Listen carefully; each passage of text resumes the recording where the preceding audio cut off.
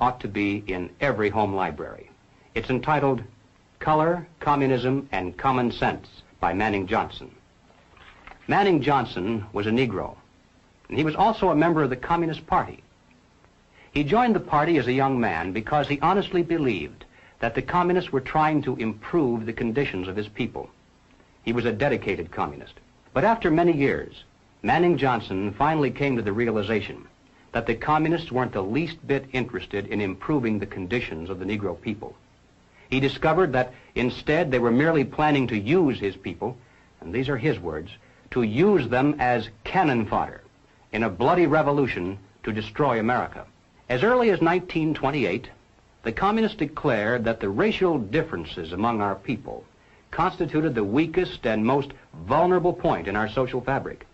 By constantly probing and straining at this one spot, they calculated that eventually the cloth could be torn apart and that Americans could be divided, weakened, and perhaps even set against each other in open combat. We must not be led into placing the blame for the riots, the civil disorders, on the Negro people of our nation. Even those few who are promoting hatred and violence in the black communities are not themselves the cause. They're merely being used by forces far bigger than they are to promote the violent phase of the revolution in America. Hoping to avoid further violence and bloodshed, the public is to be pressured into accepting measures that will move the country gradually and legally toward communism, but without calling it that. The strategy of the proletarian revolution calls for the quiet conversion of our government into a communist regime, but under the banner of socialism. The new program of the Communist Party on this subject has this to say.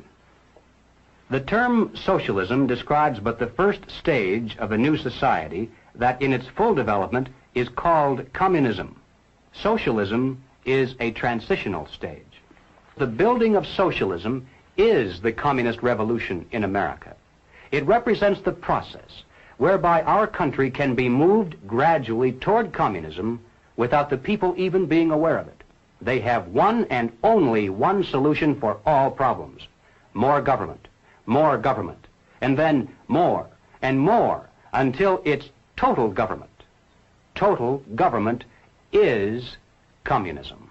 We must not be fooled into thinking that the causes of our civil turmoil are such things as poverty, poor housing, lack of education, and similar social or economic factors. As a matter of fact, most of today's self-styled revolutionaries, black and white, come from good homes, could earn better than average incomes if they wanted to work.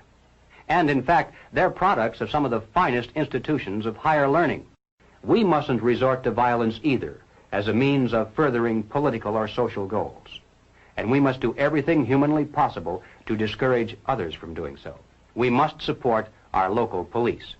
Nothing can be quite so damaging to police morale and efficiency as converting every arrest into a trial of the policeman instead of the criminal. Now, in passing, ladies and gentlemen, you may have wondered why the Communist Party has been a staunch supporter of the drive to place a black studies curriculum into our high schools and colleges. Well, the reason becomes obvious the minute you take a look at the textbooks and the study guides. Under the guise of academic balance, these courses have become a brilliant device for conditioning young people to accept still one more part of the total program for revolution.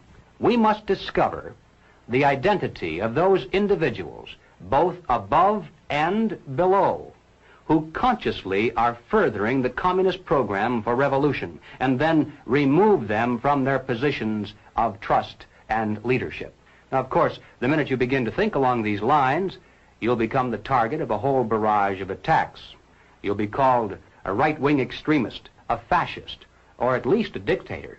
Some years ago, I happened to attend a meeting where several anti-communist refugees from behind the Iron Curtain were called upon to relate their personal experiences. One of the refugees spoke up and he said, "You know, I came to America expecting to find a nation of free men, but instead, I find exactly the same thing. Everywhere I look, I see men and women who know that communists are making headway in this country. They know that something must be done and that someone must stand up to them. But they themselves do nothing. They remain silent. because they're afraid that if they speak out or take a stand publicly, it'll be bad for business. They may lose a client. They may even lose their jobs.